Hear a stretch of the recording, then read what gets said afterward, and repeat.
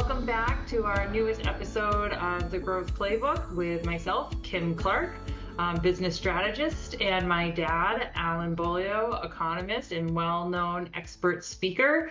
I'm really excited, Dad, about us launching this new series. I'm finding with my clients are already in or approaching their planning season for 2026. And so in response to that, we have decided to do a podcast series on the key elements needed to shape your planning for the upcoming year. So today we're going to start with talking about some data analysis, which I'm sure we'll get really excited about because we're both data nerds. I might be in sales and marketing, but I'm definitely a data nerd at heart. And then next week, we're going to talk more in Dad's wheelhouse than mine, what we're seeing shaping up in the economy for 2026 and how to use that foresight in your planning for next year. So, Dad, thank you for liking the idea of the podcast series and going along with it with me. Looking forward to getting started. Well, I'm excited about it because it gets to our core values you and I both have, which is to help companies do better so that everybody does better. And seeing as much as you can about the future is how do you prepare without knowing the future? I know companies do it. They just kind of go along and read a headline and go with that. But I think we can help a whole lot more than that and make American companies and other companies better. You and I have businesses we've worked with overseas, so it's not just purely an American function, but businesses. Yes, agreed. And my focus really has shifted in my current company, my current role to much smaller businesses than what I was previously engaging with in my days of ITR. So, and I'm curious, how would you define when people say the companies that are the backbone of America? What is your definition of that? Oh, there's no doubt it's small businesses. And people will talk about whether that means up to 10 million or up to 100 employees. I mean, there are different definitions, but the majority of the small businesses are the majority. Small businesses employ, small businesses pay taxes, small businesses are able to innovate. They're not answering to Wall Street. I mean, there's all kinds of benefits to small businesses. NVIDIA makes the headlines, of course, and Tesla makes the headlines. They're important. We don't for a minute want to say they're not important. But I agree with you. As we help smaller businesses, I'm only calling them small businesses per se, but smaller businesses become solid and grow, it only helps the country. It only helps everybody. So why not, right? 100%. And that really is my personal focus as we go through this series is thinking through these strategies and the advice that we're giving specifically to those smaller companies than the larger ones. They have much more resources and budgets for things. And I find a lot of the clients that I'm working with that are that smaller business, it's driven a lot by gut experience. It's very reactive and guesswork. And that's what I'm trying to do when working with them is remove as much of that guesswork as possible by teaching them some of these different analyses or ways to look at information so that it can inform their planning. And yeah, and you're right, of course. And that evolution from gut to planning is where a business should go, and most of them do naturally go. It's where they go for their planning advice. Some it's their banks, some it's watching the news, like I said, or other sources. But you have to make that. You don't have to. You should make that transition because more and more is at risk, and to reduce your risk, planning and knowledge is really the key. Trusting you got you so far, and we went through this, you and I, to grow from a $1 million business to a 5 million to a 10 million to where we ended up. Takes different changes as you go along. You cannot be what you were at $1 million to become a $10 million company. It just doesn't work. Yeah. Yeah. And That's there's a what we lot of want to growing help pains people. along the way. Yes, yes, and we're going to help them today. Yes, we are. So today we get to roll up our sleeves and talk rates of change. That's kind of our starting point. So just understanding what are rates of change, maybe we could start there and how they are used in the business strategy. Sure. And rates of change are nothing unique to what you and I are doing now or what we used to do at where we were.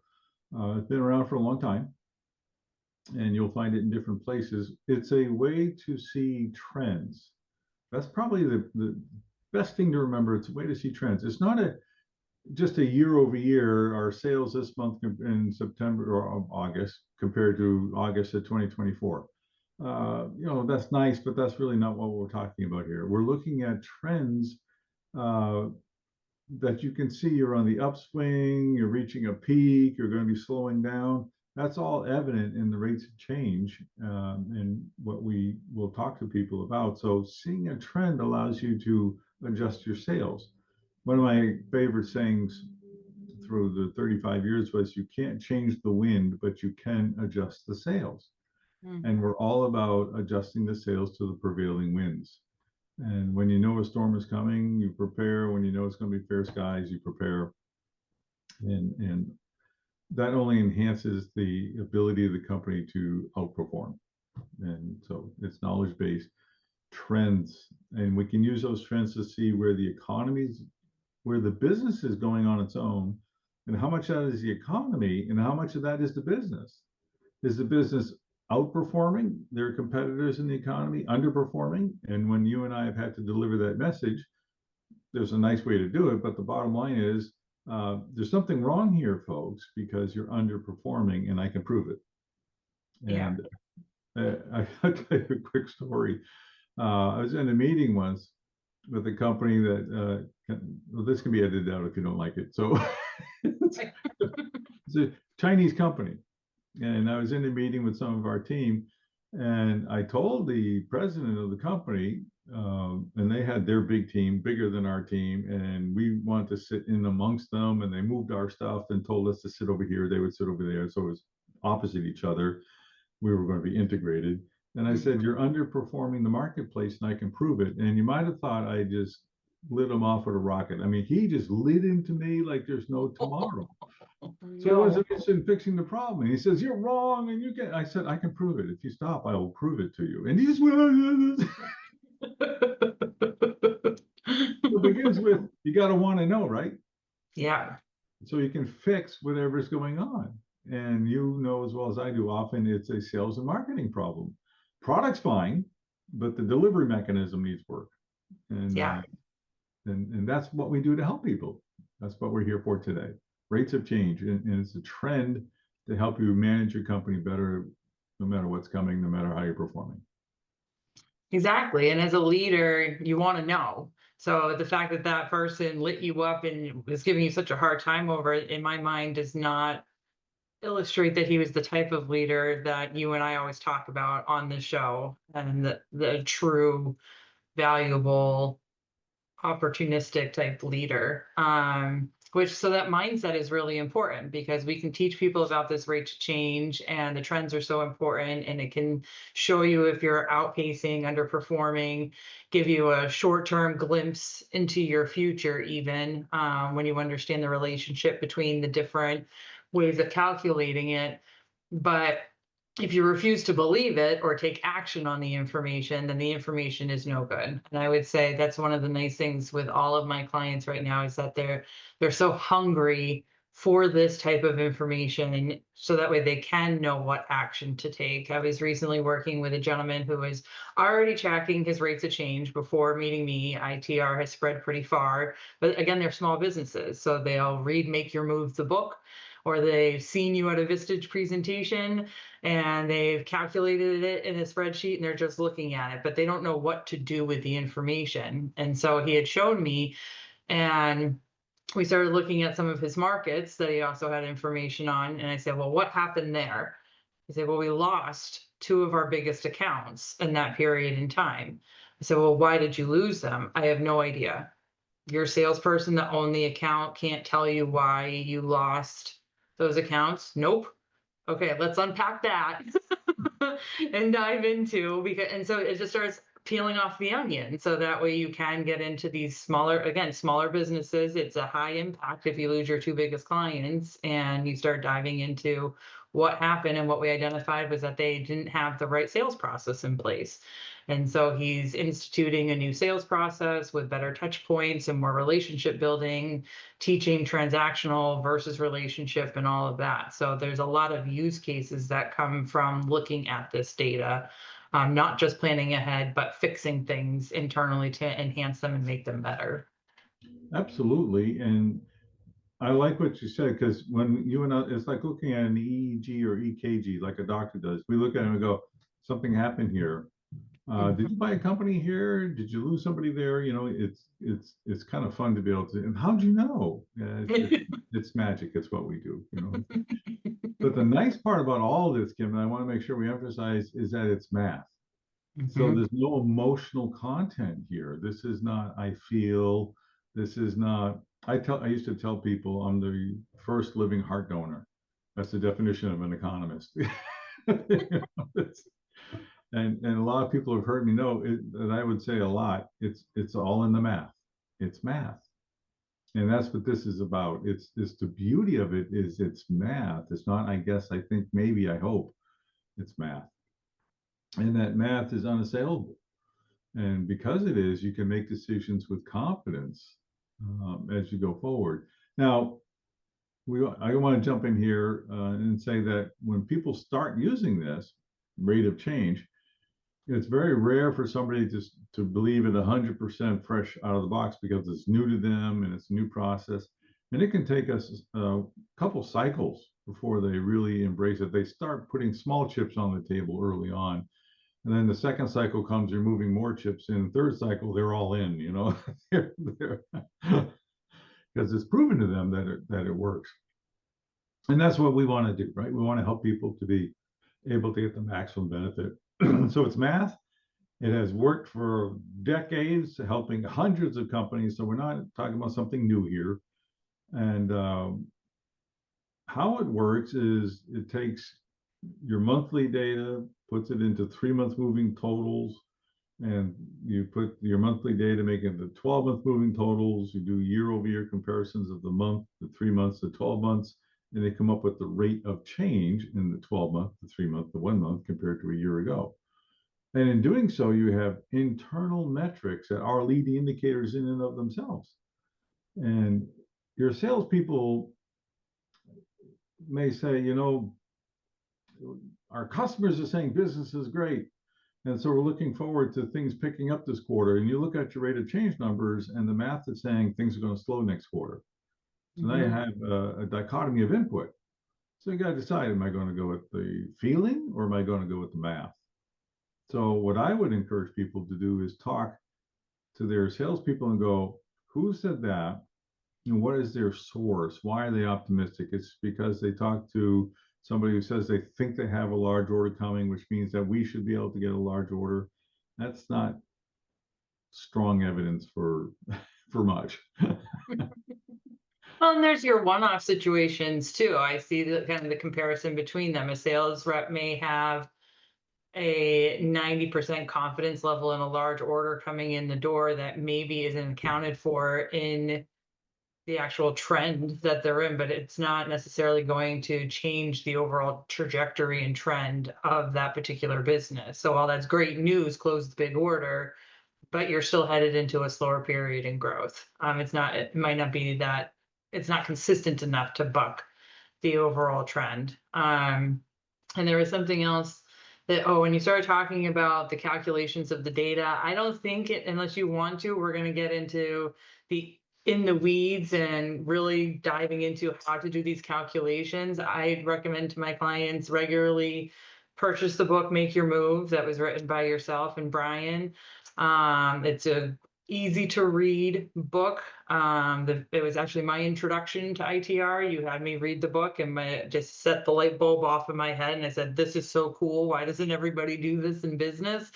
So I highly encourage everyone to, it should be on Amazon still, I would think. And then if you don't want to have to go through the spreadsheet exercise, I know ITR still has online programs. I think the DataCast Essentials is around $80 a month, but it's well worth it. I used it when I was in the VP of sales role at ITR every month, looking at the rates of change. What are they telling us? And so that way it could help inform, do I need to launch a new sales strategy in the coming quarter? Am I headed into a stronger period of growth or slower period of growth? And what does that mean for me and my team? And what does that mean for production?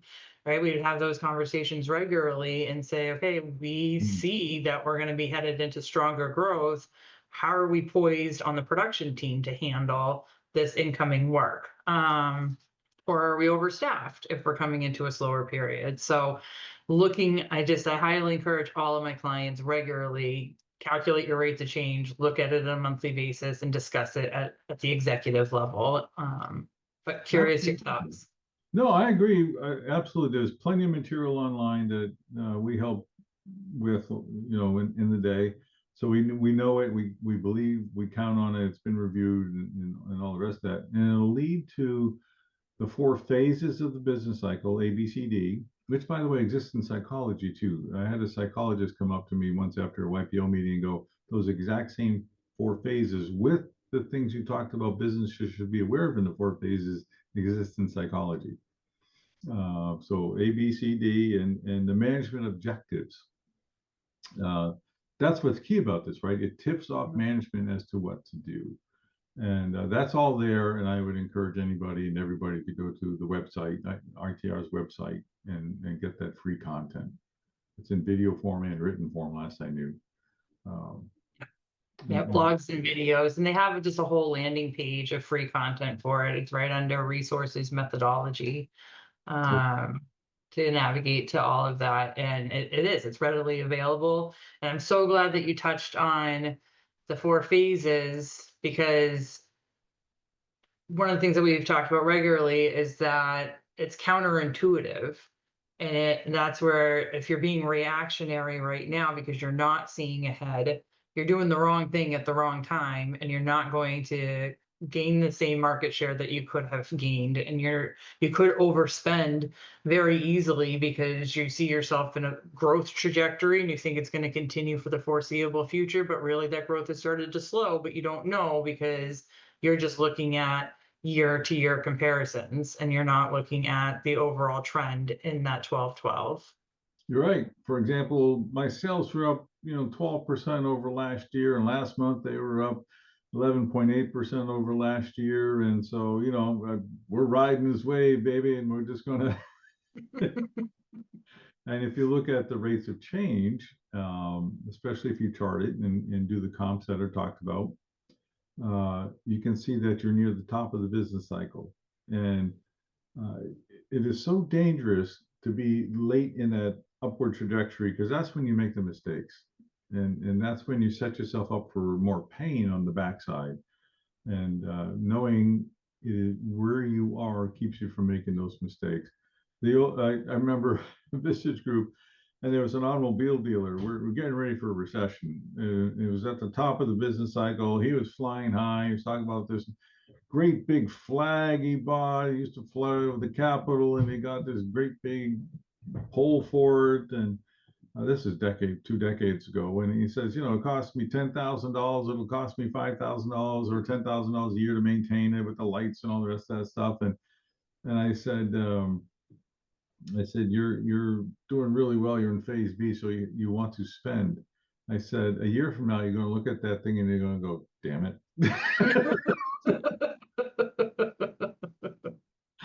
Why did I do that?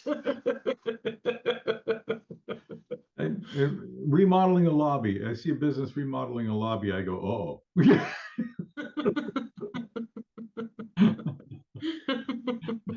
It's true. It's true, though. And that's actually one of the things that sticks out to me for these, again, smaller companies that I'm working with, is that they tend to be more nimble. And so having this information really gives them an advantage in the marketplace. And a common question that I'm being asked is, well, does the economy really impact my business? I'm too small. As well, it does because it's impacting who you're selling to as well. So don't think of yourself and think, well, I'm a $3 million year shop, Kim. How could this really impact me? You got to think, okay, but who's buying your services, or where are you getting your supplies from, and how are they being also impacted? And then all of that comes together to form your relationship to the economy. But it tends to be a light bulb moment for a lot of the folks that I talk to, because they think that they're too small to have really the giant nebulous economy impact them in any way. No, you're absolutely right. A great example of that is in the HVAC industry, where we had a fair amount of experience in, and knowing in advance would allow HVAC contractors who are not big business, they're, modest sized businesses like we're talking about, to understand, all right, we're not going to be doing a lot of new installations. That means we're going to be doing a lot of service. So they get their materials, what you do, wrapped around the service business that they do, and the competitive advantages wrapped around the service business that they do ahead of the curve, so that when it comes that there's this shift, they're the recognized name in the service business. And they feel no real downturn in their revenue. Actually may even pick up, because they knew and could shift how they were facing the marketplace. And that's that nimbleness that I love about the smaller businesses. It allows you to do that. Big business is like, we better have 6 meetings about this, and And then 18 months from now, we'll have a yeah, decision. that's right.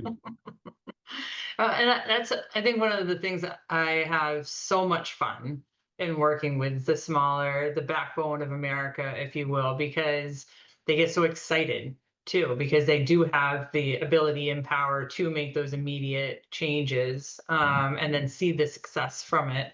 And being a small business owner is very stressful. I mean, you're very close with your employees. It's almost like a family.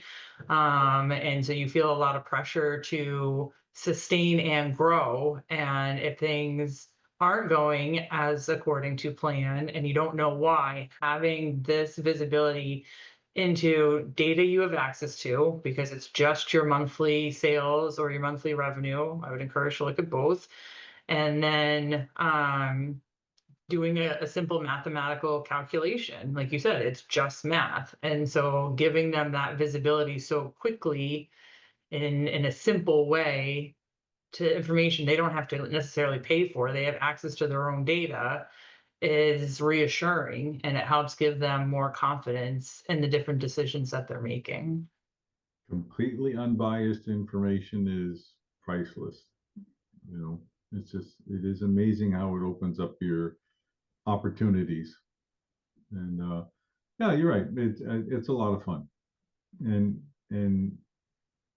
you will find yourself, leaders will find themselves at get-togethers, whether it's a YPO, a Vista Trade Association, whatever it happens to be, cocktail party, people talking about how bad things are, and you're talking about, what quarter from now it's going to be changing, and 2 quarters from now it's going to be good, and they're going to look at you like, no, no, because we are wired as human beings.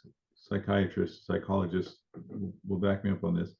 We're straight line thinkers, and we need proof to see around the corner. Otherwise, we just think the trend we're on will continue. And one of the ways that that was shown to me was like, if you've just had 3 fights with your spouse, and someone asks, how's your marriage going? You go, we always fight. Mm. You just had 3. We always fight. Like, this isn't going well at all. I'm not sure where this is going to go. It's because it's a straight line. We've had 3 good days in a row. How's life? Great. It's true. It's true. People tend to think in absolutes a lot. That's something that I have conversations on too. It's not never, it's not always. And it's, what are the goals? What are the targets? And how are we going to get there? And using the steps that we'll go throughout the entire series that we're going to do for planning for 2026 will give you the guidance you need along the way to set those appropriate expectations, and then it's up to the executive team, or for me, my clients as their coach, for me to help them come up with the plans to hit their goals. Absolutely. All right. So I think maybe you stop me if you don't want to. I think maybe this is a good time to shift gears into 2026 and specifically the indicators and what the economy is shaping up to be to kind of help people in that direction. You want to do that now? Yeah, I think that sounds great. That's going to be for next week's episode. So we'll close out. Now you guys have a sneak peek as to what we're going to be talking about for next week. So tune back in. And we look forward to having you join us for learning, hearing from Dad on expectations for 2026, and then learning more about how that information can be used as evidence for you and your business. So, as always, like and subscribe our episodes, and we look forward to having you back in a week.